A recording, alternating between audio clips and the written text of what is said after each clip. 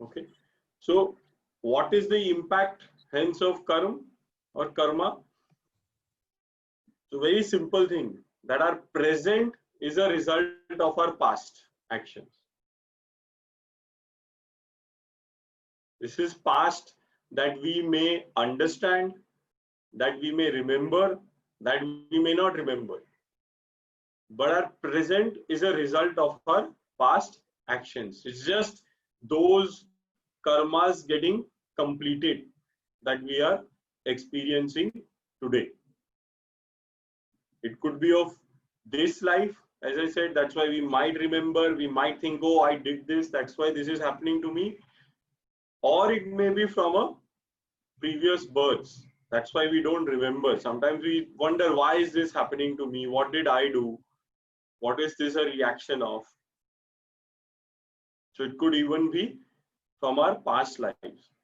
This is something we carry. This is the one sort of residual of a lifetime that we carry to our next lifetime.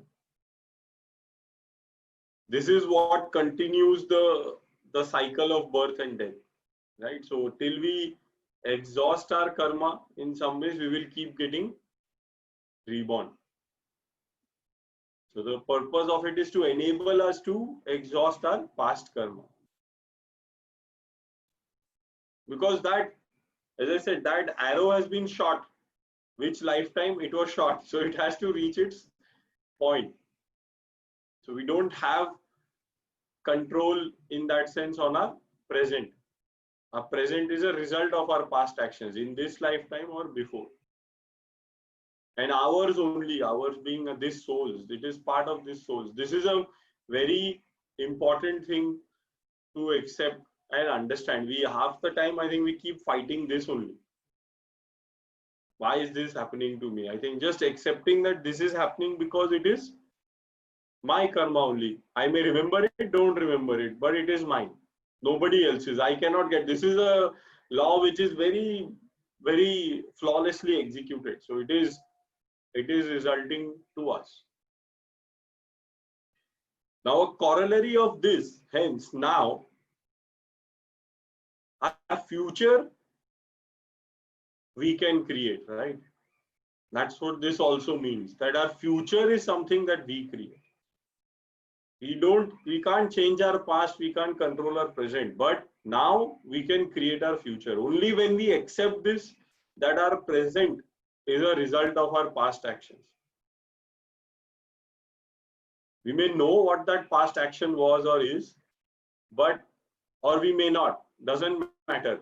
But this acceptance that our present is a result of our past action, when we understand that, accept that fully, that's only when we create our own future. And this is the important aspect of Karma Yoga, the most important, that we can create our future at any given point. You can say from now onwards, I can create whatever happened, okay. But from now onwards, at least I can create my future. Practically, it takes a little time because there is some old karma still to go on. But once we change this, we are not creating, or we are creating a very different kind of future, very intentional. Some of it, again, we may see in our current lifetime. Some of it may be for the next lifetime also. Like we may not see the results in this lifetime, but we will see it in the next one. That is for sure.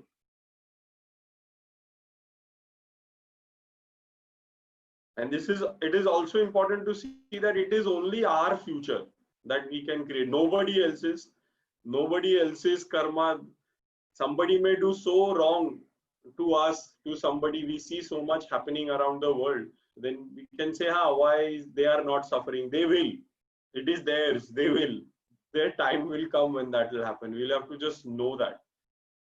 It is not something, अरे इसको क्यों नहीं हो रहा, उसको क्यों नहीं हो रहा, बुरे लोग क्यों अच्छे हो रहे. All that happens, and we say it is there, it will happen. That is also as sure. If we get stuck, we start trying to deliver their karma or deliver their justice to them. That also causes its own problem.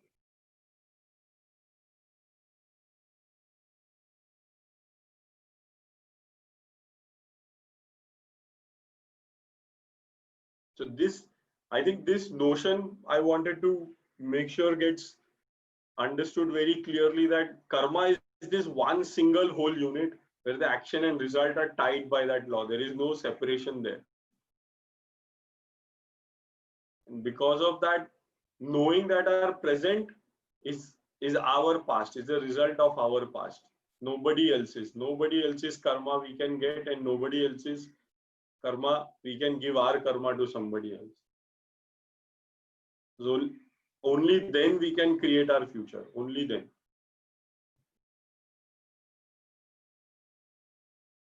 And this, in many ways, modern, you can say, psychology, modern thought process is created or talks about taking responsibility, right?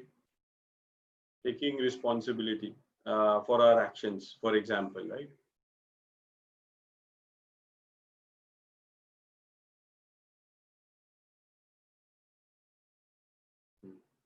I see two questions there. Intercepted action. Yeah. Interceptions have their own challenges. So it doesn't extinguish the karma. It might delay it, prevent it, but the karma happens. It will. That cycle, that energy bundle has to get completed in its own way. So you may postpone it by even a lifetime or more lifetimes, but it is still there, even if somebody does. Our relationships also because of our karma. So relationships, yeah, short answer is yes. They will basically give you the results that are meant to be. So that's the kind of relationships you will have. But again, you can create new ones. So there is a past which is getting delivered through existing relationships, but in the same new existing relationships, you can create a very different future. And that depends on what you do today. So yeah, the relationships that we see, the energies that we see around us are a function of that. Everything that's happening to us is a function of our past karma. So we create our present and we can create our future. That is the corollary. Okay. Sandeep, there was the other question about when we refer to thoughts, do we also include emotions there? You said action, speech, thoughts. Are emotions included in the definition of thought? Yeah. So for in yogic thought process, emotions are just intensified thoughts. Emotions are not like a separate entity. It's when we repeat the same thought multiple times, it gives rise to emotion. So emotions is a product of repeated thought or a mental process. So in that sense, yes, that is definitely a karma.